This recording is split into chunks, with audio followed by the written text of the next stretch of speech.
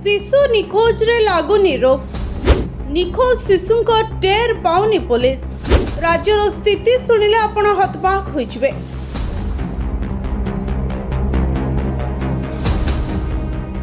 विगत प्राय 2 वर्ष भितर 11,000 शिशु निखोज होइथिबा बेले एबे भी 3,000 शिशुकर पता मिलुने। सेमाने केउठी अछंती केमिति अछंती काहाकू जणा नहीं।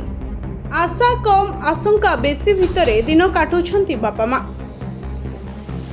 एई जेमिति बिंझारपुर रो पिहू एबे स्कूल जानताणी, द्वितीय श्रेणी रे पढ़ताणी, अली अझट मध्य करंताणी, खिली खिली हसरे फाटी पड़ंताणी गाँ दांड। हेले सेई गाँ दांड रे खेलुथुबा बेले 2 वर्षर कुनी झियोकू सते जेमिति गिळीदेला पवन। 5 वर्ष तले निखोज होइथिला एजाई पता मिलिनी। खाली बिंझारपुर रो पिहू काहेके राज्य रे हजार हजार पिहूकर पता मिलुनी। कौन करुछंती सरकार? 2 वर्ष भितरे हजिगलेनी प्राय 11,000 शिशु। 8,000 मिलिछंती, 3,000 एबे भी निखोज। 2024 जनवरी ठारू एबे सुधा निखोज शिशु संपर्कित 11,337 अभियोग होइछे।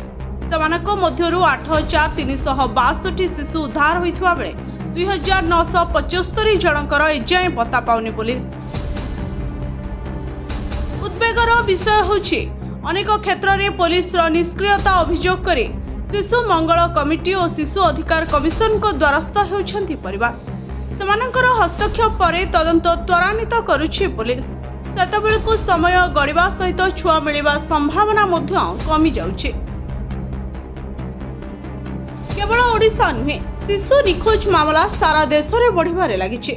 नेशनल क्राइम रेकर्ड ब्यूरो तथ्य अनुसार 2022 रे 83,350 शिशु निखोज होइथिले।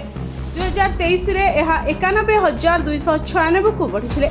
सेमानक मध्यरु नाबालिकांकर संख्या थिला 78,835। ब्यूरो रिपोर्ट जनता टीवी।